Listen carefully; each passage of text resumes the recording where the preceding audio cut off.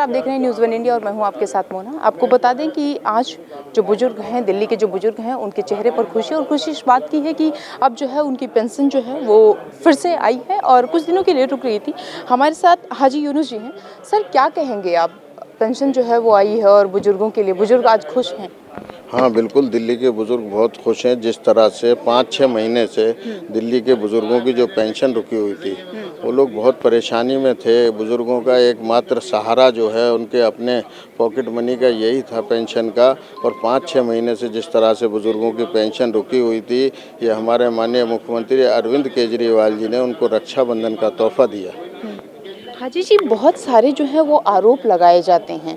कहा जाता है कि रुकी किसने थी, इन्होंने ही तो रुकवाई थी और अब चुनाव आ रहा है तो यही तो उसको जो है वो फिर से बहाल करवा दे रहे हैं कि हमारा वोट बैंक होगा, लोग हमको वोट करेंगे। देखिए, अगर हम लोग ये ऐसा गलत काम कोई करते नहीं हैं, ये जो पेंशन रुकी थी इसमें से एक बहुत छोटा सा पार्ट जो केंद्र सरकार की तरफ से आता है, और ये सिर्फ वही पेंशन 1 लाख पेंशनधारियों की पेंशन रुकी थी जिसमें केंद्र सरकार का जो छोटा सा पार्ट आता है। और इसके लिए हमारे मुखिया अरविंद केजरीवाल जी ने और हमारे डिप्टी सीएम, पूर्व डिप्टी सीएम मनीष सिसोदिया जी ने और हमारे सारे मंत्रियों ने कई बार ये कहा है कि केंद्र सरकार अपना जो पार्ट देती है वो ना दे, दिल्ली सरकार पूरा पैसा देने को तैयार है बुजुर्गों को।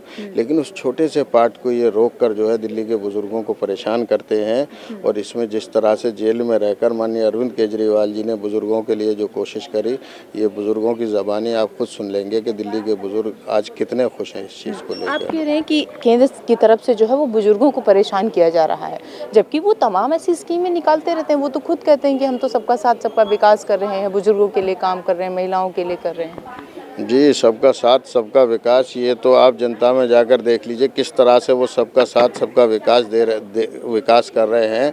ये लोग सब जानते हैं। वो जिस तरह से बदले की भावना से काम करते हैं, आज जो उनके सहयोगी दल हैं उनके अलावा दूसरे लोगों को सभी को वो इसी तरह से परेशान करते हैं। आप मुझे बता दीजिए कि दिल्ली से कितना बड़ा रेवेन्यू जीएसटी के रूप में कलेक्ट होता है? क्या दिल्ली सरकार को उसका हिस्सा मिलता है जिस तरह से और स्टेट को दिया जाता है?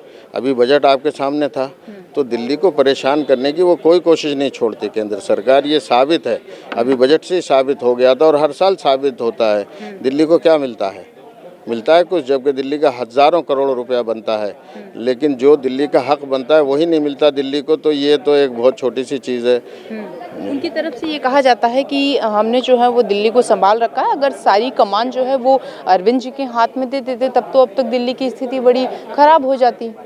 अगर अरविंद केजरीवाल जी के हाथ में जिस दिन दिल्ली की सारी कमान आ जाएगी ना, उस दिन दिल्ली वाले जो है इतनी खुशियां मनाएंगे, और दिल्ली एक तरह से जो हम वर्ल्ड क्लास सिटी बनाने का जो सपना है वो बहुत जल्दी पूरा हो जाएगा। इतनी परेशानियों के बावजूद जब अरविंद केजरीवाल जी इतना करते हैं कि जो सोच भी नहीं सकते ये लोग, इनकी सोच से भी परे है।